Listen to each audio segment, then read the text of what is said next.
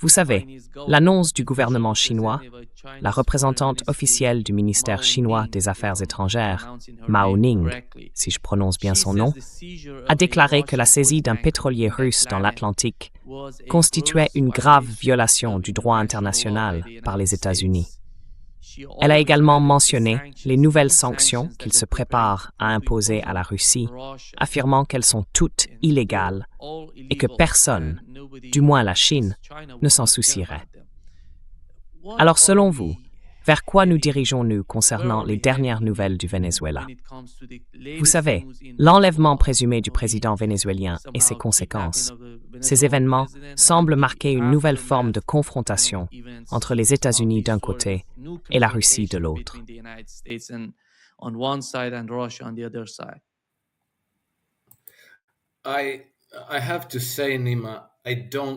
Je dois dire, Nima, que je ne sais pas où nous allons, parce que je ne sais pas ce que fait Trump. Il existe plusieurs théories. Et tu sais, depuis l'enlèvement de Nicolás Maduro, j'ai écouté de nombreuses heures de podcasts et lu beaucoup d'articles pour essayer de comprendre. J'ai prêté une attention particulière à ce que disent, appelons-les ainsi, les leaders d'opinion pro-mondialistes. Nous parlons de personnes comme John Bolton et Rory Stewart. Rory Stewart est un ancien député britannique et a fait partie de l'establishment de la politique étrangère pendant de nombreuses années, des gens proches de Blair. Ils ne savent pas, n'est-ce pas? Ils devinent. Ils savent une chose, ils détestent Trump, mais ils ne savent pas ce que Trump fait. Donc, quoi que fasse Trump, cela pourrait être différent de tout ce dont tout le monde parle.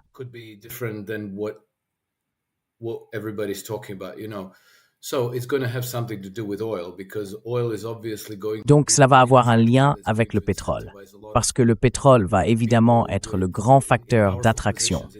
Il va inciter beaucoup de personnes occupant des postes de pouvoir aux États-Unis parce qu'elles veulent ce pétrole. Et je parle de personnes influentes à Wall Street. Mais ensuite, il y a toute cette histoire d'irrégularité électorale avec le système de vote Dominion et le logiciel Smartmatic, qui aurait quelque chose à voir avec le Venezuela. Apparemment, certains de ces serveurs étaient basés au Venezuela, où certaines personnes disent que le logiciel y a été créé, ce dont je ne suis pas sûr. Mais d'autres pays ont également été mentionnés pour leur rôle, notamment la Serbie.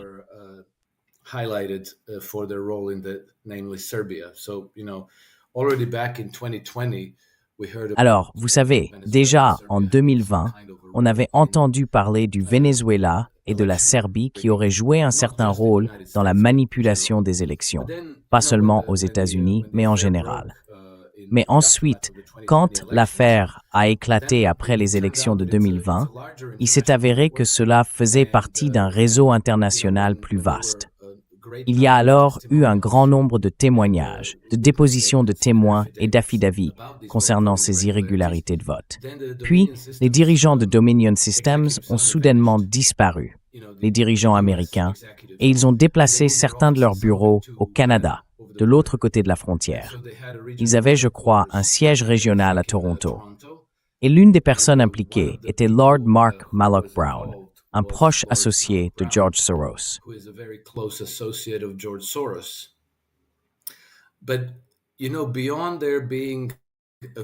Mais au-delà du fait qu'il y ait quelques Vénézuéliens impliqués, apparemment certains étaient des ministres du gouvernement, et un homme d'affaires vénézuélien qui aurait été l'actionnaire majoritaire de la société de logiciels Smartmatic, la trace de la propriété se perd dans le réseau des centres offshore, dont beaucoup se trouvent dans les Caraïbes.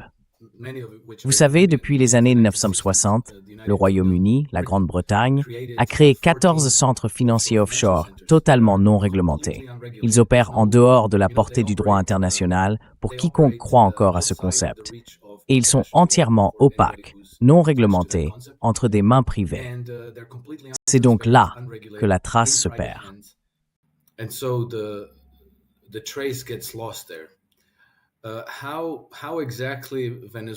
Je ne sais pas exactement comment le Venezuela s'est retrouvé mêlé à tout cela. Mais vous savez, lorsqu'un pays est soumis à des sanctions très strictes, il devient très perméable. Par exemple, la Syrie a été placée sous les sanctions César. Et ensuite, plus rien ne fonctionne dans le pays. Les gens n'ont ni argent ni avenir. Et je suppose que les agences de renseignement occidentales peuvent alors s'y infiltrer facilement et obtenir beaucoup de choses grâce à la corruption. Il se peut donc que Nicolás Maduro en sache un peu à ce sujet. Et puis, il y a aussi la question du trafic de drogue. Même si, comme nous le savons, il n'y a pas de drogue en quantité significative entrant aux États-Unis depuis le Venezuela, ni de fentanyl envoyé aux États-Unis depuis le Venezuela.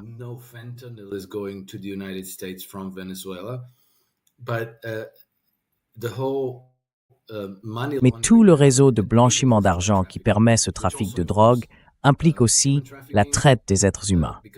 Car certains de ces mêmes cartels qui gèrent les réseaux de drogue ont également facilité la logistique et les passages frontaliers pour des millions de migrants illégaux entrant aux États-Unis. Et nous savons qu'environ 8 millions de Vénézuéliens ont quitté le pays au cours des 10 ou 20 dernières années, et que vraisemblablement, beaucoup d'entre eux ont fini par s'installer aux États-Unis. Donc, encore une fois, je n'ai pas la réponse à la question de savoir pourquoi Trump voulait que Maduro soit enlevé, mais il existe de nombreux indices circonstanciels suggérant que cela pourrait être lié à l'affaire des machines à voter et de la manipulation électorale, ainsi qu'au trafic de, drogue, êtres humains et armes vers les États-Unis, puis au blanchiment de l'argent hors des États-Unis.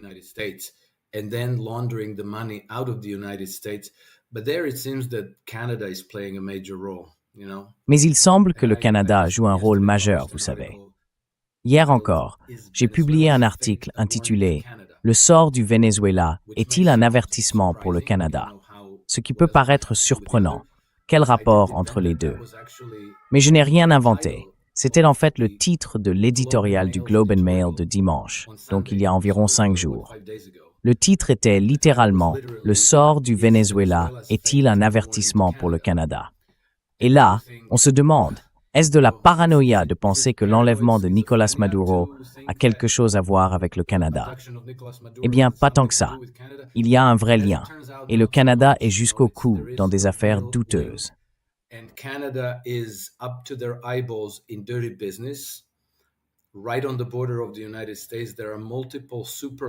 Juste à la frontière des États-Unis, il existe plusieurs super-laboratoires au Canada qui produisent des substances comme le fentanyl, les méthamphétamines, le Xanax, toutes sortes de drogues illégales, qui sont ensuite introduites clandestinement aux États-Unis.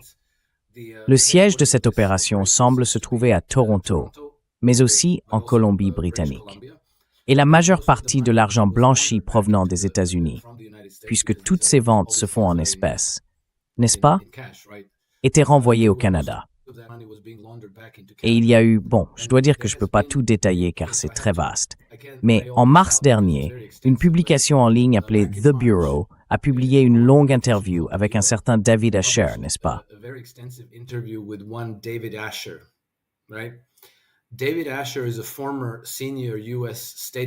David Asher est un ancien haut responsable du département d'État américain, ayant des liens étroits avec l'appareil financier et de sécurité nationale de l'administration Trump. Ils ont travaillé très dur pour démanteler ces réseaux de trafic de drogue au Canada, et ils ont démantelé un super laboratoire, qu'ils ont décrit comme le plus grand et le plus sophistiqué des laboratoires de synthèse de fentanyl jamais découverts. Il se trouvait au Canada, en Colombie-Britannique, près des États-Unis. L'argent provenant de la vente de ce fentanyl était blanchi au Canada, principalement par l'intermédiaire de la TD Bank. Vous savez, beaucoup de gens peuvent avoir des comptes de courtage chez TD Courtage.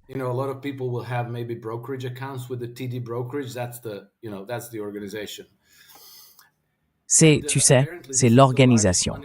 Et apparemment, il s'agit de la plus grande opération de blanchiment d'argent de l'histoire des États-Unis. En 2022, il y a eu quelque chose appelé la commission Cullen, C-U-L-L-E-N, qui a publié un rapport très détaillé à ce sujet. Donc, 2022, n'est-ce pas? Il y a presque 4 ans. Entre-temps, le gouvernement canadien n'a rien fait. Personne n'est allé en prison. Ils n'ont démantelé ni l'organisation de blanchiment d'argent, ni les réseaux de trafic de drogue. C'est pour cela que les Canadiens se sentent très inquiets à ce sujet, parce que l'administration Trump essaie de regrouper toutes ces organisations, trafic de drogue, trafic d'êtres humains, comment dire.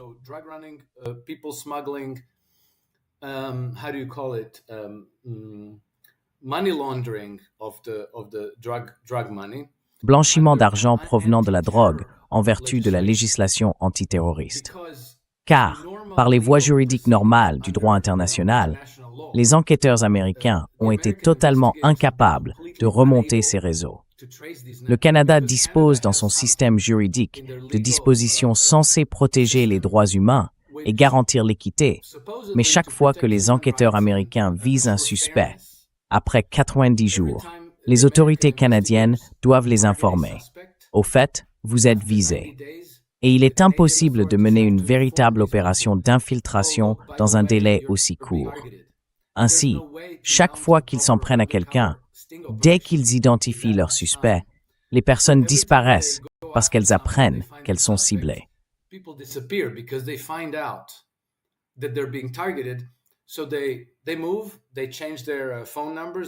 Alors ils déménagent, ils changent de numéro de téléphone, ils modifient leur procédure de sécurité. À chaque fois, ils échappent à toute tentative de les atteindre. Et les Canadiens non seulement refusent d'aider les Américains dans ces enquêtes, mais il semble même qu'ils les protègent. Vous savez, ils ont créé une sorte d'environnement juridique permissif envers la criminalité. Bon, ça c'est pour le Canada. Mais il faut aussi se rappeler que dans les Caraïbes, il existe 14 centres bancaires offshore, et pratiquement tous ont été impliqués dans des opérations de blanchiment d'argent.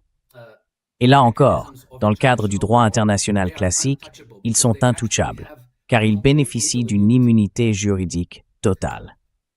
Il me semble donc que ce que Trump fait, ou pourrait être en train de faire, c'est d'attaquer cette opération qui est absolument gigantesque.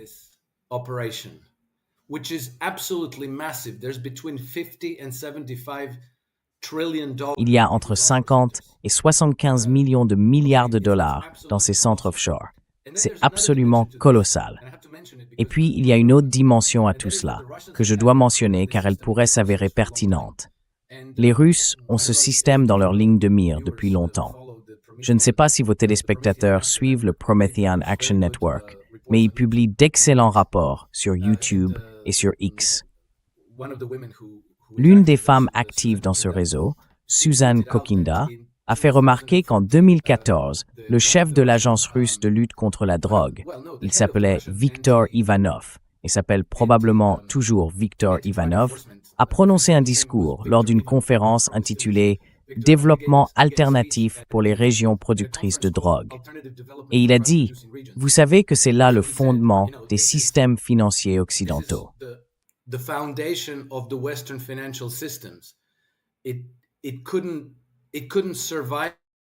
Il ne pourrait pas survivre sans ce vaste réseau de trafic de drogue. Alors, Trump part en guerre dans les Caraïbes. Marco Rubio a déclaré qu'il s'agissait d'une guerre contre les réseaux de trafic de drogue et les oligarques. Et puis, tu sais, il y a eu cet étrange incident entre les Russes et les Américains dans la mer des Caraïbes à propos d'un pétrolier vide. Et maintenant, nous avons des navires de guerre russes et un sous-marin de classe Belgorod qui se dirige également vers les Caraïbes. Nima, je n'ai aucune idée de ce qu'est le plan, s'il y en a un. Les actions de Trump semblent tellement brutales et dignes d'un gangster, tu vois, des actions de style mafieux, qu'elles ont suscité beaucoup d'indignation et de colère chez de nombreuses personnes. Mais je pense que nous devons envisager certaines explications plausibles dont on ne parle pas, mais qui pourraient être au cœur de ce que fait l'administration Trump.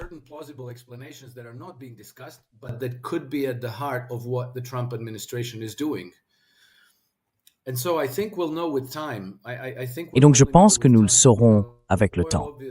Je pense que nous ne le saurons qu'avec le temps. Le pétrole a évidemment quelque chose à voir là-dedans. Comme je l'ai dit, cela va être un grand facteur d'attraction pour les banquiers et les compagnies pétrolières. Mais si vous vous engagez dans une sale guerre, vous allez devoir emmener quelques alliés avec vous. Et puis, vous savez, l'enlèvement de Nicolás Maduro, je dois le dire, semble tellement incroyablement étrange et improbable que je soupçonne un peu que cela n'a pas été arrangé entre Delcy Rodríguez, vous savez, l'actuelle vice-présidente et successeur désignée de Nicolás Maduro, ni entre qui que ce soit d'autre. Il se peut que cela ait été convenu avec le gouvernement du Venezuela, dirigé par Nicolás Maduro, et qu'on ne lui ait tout simplement pas laissé le choix. Nicolás Maduro simply wasn't given a choice. He had to turn himself in. Il a dû se rendre, et il l'a fait volontairement. Je sais qu'il y a des rapports sur des agents de sécurité cubains tués et d'autres blessés, mais je pense que tout cela ne sert qu'à enjoliver l'histoire.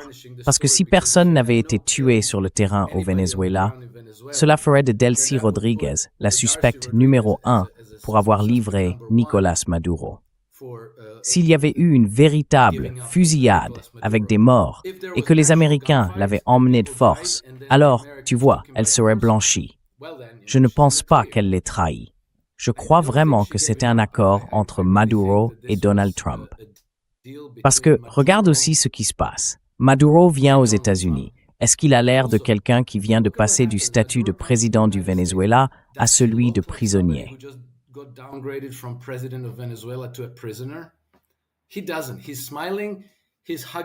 Non, il sourit, il enlace les responsables de la DEA, leur souhaite une bonne année, fait des signes de pouce levés et de victoire.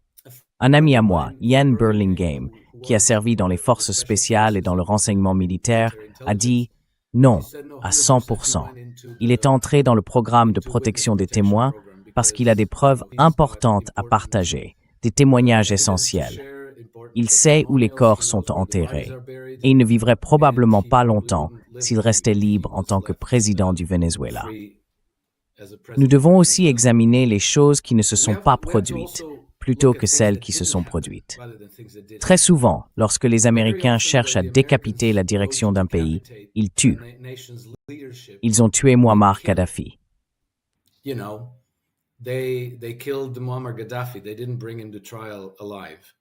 ne l'ont pas amené vivant devant un tribunal.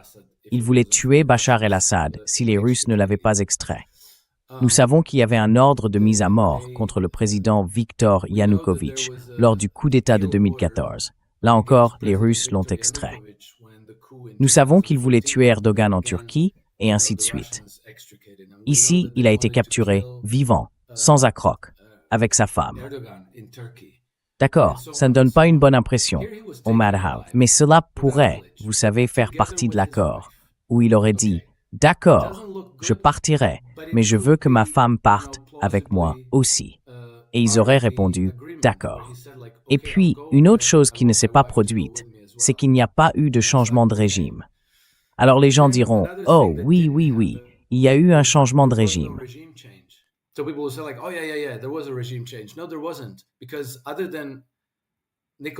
Non, il n'y en a pas eu. Parce que, à part la destitution de Nicolás Maduro, le régime Maduro est resté entièrement au pouvoir. Rien d'autre n'a changé. Aucune modification légale, aucun changement de gouvernement, et ainsi de suite. Toute cette affaire est donc clairement inexplicable. Et comme je l'ai dit, ces observateurs mondialistes comme John Bolton et de nombreux analystes, commentateurs et responsables publics britanniques n'ont aucune idée de ce qui s'est passé. Ils n'ont vraiment aucune explication. J'ai dû regarder environ 10 heures de podcast avec diverses figures mondialistes américaines et britanniques. Anthony Scaramucci, le type qui était directeur de campagne de Bill Clinton. J'ai oublié son nom, il m'échappe. Campaign manager, I forget his name now, it escapes me. Many of them, and they're all at a loss. Beaucoup d'entre eux le sont, et ils sont tous désemparés. Quoi qu'il en soit, ce serait absurde de prétendre que je sais de quoi il s'agit.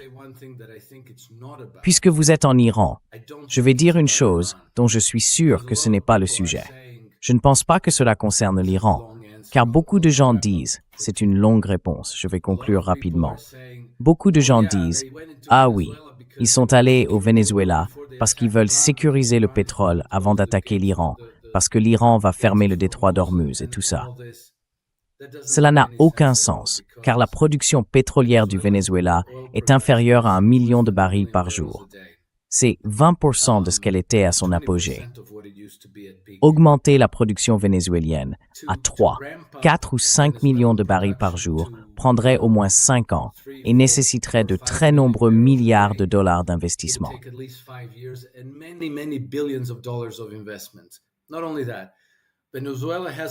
Non seulement cela, mais le Venezuela compte une potentielle insurrection de près de 3 millions de personnes, en plus de ses unités militaires régulières. Ces gens sont des chavistes jusqu'au bout. Ils sont motivés, indignés, et ils ne se laisseront pas faire. On ne peut pas entrer dans un pays et commencer à investir 10 ou 20 milliards de dollars dans l'extraction pétrolière si l'on est constamment sous attaque et confronté à une insurrection. Il faudrait être stupide pour penser qu'on peut simplement entrer au Venezuela et prendre leur pétrole sous prétexte qu'on anticipe la fermeture du détroit d'Ormuz. Cela n'a aucun sens. C'est irréaliste. Donc je ne pense pas que le calcul soit « D'accord, on va renverser Maduro, puis on va attaquer l'Iran ».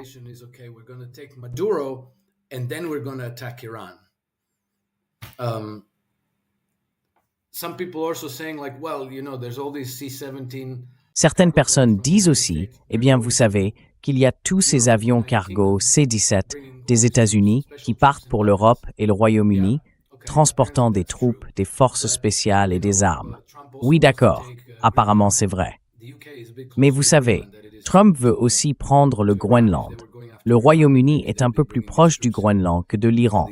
S'ils visaient l'Iran, alors peut-être qu'ils enverraient ces troupes là-bas et ces armes à Diego Garcia ou au Qatar, et ainsi de suite. Mais cela semble tout simplement trop imprudemment risqué à faire. Et je soupçonne aussi que toute cette histoire selon laquelle Trump essaierait de tuer Vladimir Poutine n'a pas de sens pour moi. Ne serait-ce que parce que si vous vous demandez pourquoi ferait-il cela?